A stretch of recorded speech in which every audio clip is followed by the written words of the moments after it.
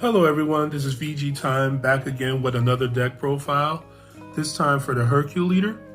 This leader right here I believe has a lot of potential currently and in the upcoming set 10 meta. There's a lot of talk about how strong black aggro is, both currently and will be in the future.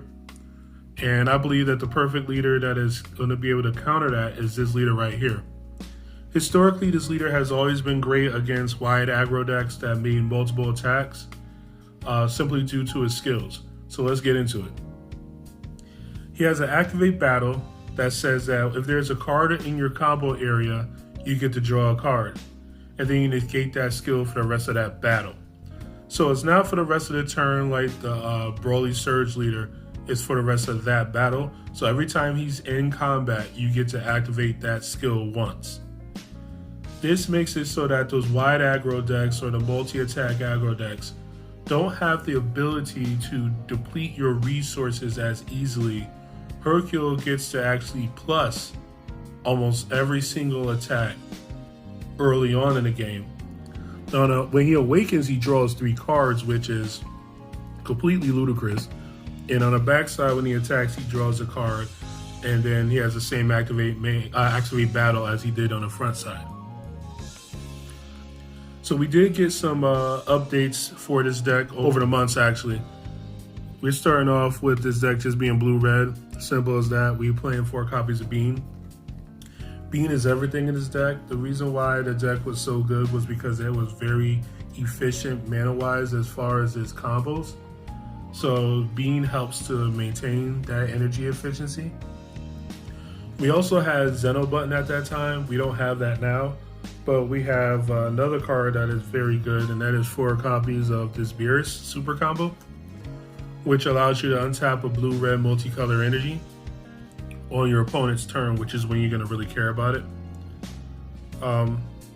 So between the Bean and this Beerus, and the amount of cards you draw, which will allow you to see multiple Beans and multiple Beeruses, you should be able to hold yourself together against those long aggro chains. 3 copies of combination attack. This is your main first turn charge, and it is also really good at outing the largest threats in those aggro decks, which are usually 4 or 5 drops. And also when you activate it, you get to untap an energy, which again keeps you energy efficient for blocking attacks. 3 copies of Mecha Frieza. This is your Ignore Energy Exhaust card. Kind of have to play those in each of the decks. And another card that we play, which is punishing the aggro, is 4 copies of this Cooler right here. This Cooler on arrival for a single red, -10s up to 2 battle cards, ignoring barrier, and the mills player card. And then they have to deal with a 20k double striker that is cracking back on them after their turn is over and it comes back to your turn. To help to keep the pressure of that Cooler going, we play 2 copies of Combo Attack Cooler. We do play negates though, we're not stupid. So we play 2 copies of Roshi and 2 copies of Fidel. They both do the same thing. You negate an attack and you put them into play. What's great about them is that because they are bodies, on the follow-up attack you can combo with them and then draw a card. We also play 2 copies of 17. This one right here negates the attack and it plays a 1-drop red card, red battle card from your drop area into play. The primary card we're playing for that is Russian Warrior Pan. So you could negate, play the Pan. The Pan will give 5k power to your leader, basically acting as a beam.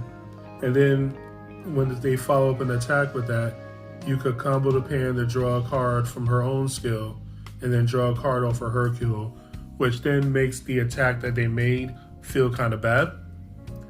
She's not the best in slot card for that though. I do not have enough copies of it, but if you do have it, you will play this Baba instead. This Baba does everything that the Pan does for the deck, except for the also -5's battle card. So she's even a greater defensive option. So if you have the Baba, use the Baba. Another card that we play in this deck that you can technically get off the 17 and it comes up every once in a while, is his intensifying power trunks. This guy right here has the self-awakening ability of swing, take a life, gets 10k, and critical. So you want to, against the slower strategies, of course, do that. Take your life at your pace and make sure that you stay ahead in card advantage. We played 3 copies of Chain Attack Trunks, who can evolve over to 1-drop. And then his auto, when he comes into play, he plays a 15k battle card. Of course, we could play any other cards that are 15k that I showed you before, but our main target is Zeno. So if the board is truly out of control, you could theoretically do this on turn 3. You do this on turn 3, reset the board, reset hands, and force them to have to be able to generate all that all over again. The other reason for this card is when you are actually yourself being a hammer against these slower strategies, you get to set back their usually large hand size back to 5. And because you draw 3 cards on Awakening, at least, because you also should be swinging at them, getting a combo in there, so you should be drawing a card from the combo, drawing 3 on Awaken, then drawing a card for that same card being in the combo area. So theoretically, you're going to be going up to about 10 or so cards in hand. And your opponent is going to probably have to guard that because they're going to be at a lower life total. So you're going to be at 10 cards to their 4 cards. And at that point, you're basically buried them in card advantage.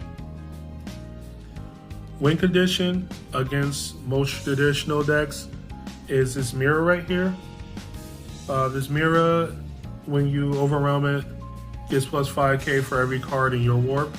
So he gets obscenely large. He has deflex, so you don't have to worry about Crusher Ball or Frost Deadly Poison or anything like that. And then 2 copies of Hidden Power East Supreme Kai. This could also be Champa, but I chose East Kai because it is a World Martial Arts Tournament card. This card right here floats in and out of the deck. It's so good, but it's so bad against certain strategies. And that is 4 copies of Intensifying Power Trunks. This is your pseudo combo. When you combo with it, you draw a card, but it is another 110k. And because multicolor automatically comes with a bunch of 110ks, I wanted to try to reduce how many I play in the deck. If I end up getting Babas, play some hands with Babas, replace 2 of these with Pans, and then only run 2 of them. That's an option. I might also just be overthinking it, but it's a very strong card. So you get to draw 2 cards off the combo when you're using this. If you're going against a regular deck early on in the game, this puts you so far ahead that it's almost laughable. 2 copies of Jocko. This Jocko right here is an amazing card that has multiple purposes. 1, it's a blue card to combo for a rival defensively on your opponent's turn. 2, it is at least a 10k combo, at most 15 or 20k combo, depending on what cards they're using to combo with. And it is also a hard counter to Raiders War Cry when they swing on you and try to play it. And then we played 2 copies of Bears Ball. This is here for the 1 out to our win condition, which is Champa the Trickster. It has other broader applications because it also deals with cards like Nigrishi and whatnot. But the main thing is that you want to make sure that Mirror comes into play. Bears Ball, if you don't know what it does, counter plays the play of a battle card with power 15k or less. And then it also gives your leader plus 5k. And it also has the permanent ability that if you have a multicolored card and energy, you get to play this card by taking a life. But of course, you have to be at 4 or less life when you activate it. So in the coming days, I will be showing you some gameplay footage, one of which is a game against Black Majin Buu. Granted, it's not the most updated version of Black Majin Buu, but it was like the version that you saw at the Tournament of Power that has the Turles and all that stuff in it. It was fully capable of turn 3 wins on a fairly consistent basis. And you will see how when I was playing against that deck, I was basically unbothered the entire time. So look to keep an eye out for those videos again. So follow me on Instagram. I'll have this whole deck laid out. Keep an eye out for the other leaders coming in the series. I believe next I'm going to be doing Jackie Chun. That deck is going to be a little bit more fun, a little bit more creative, so to speak, as far as having the high levels of spice that people would like to see in decks. And then after that, I'm going to be playing Announcer, or at least showing you Announcer, who I believe in a vacuum is the most powerful of the World Martial Arts Tournament leaders, but has the least potential for growth.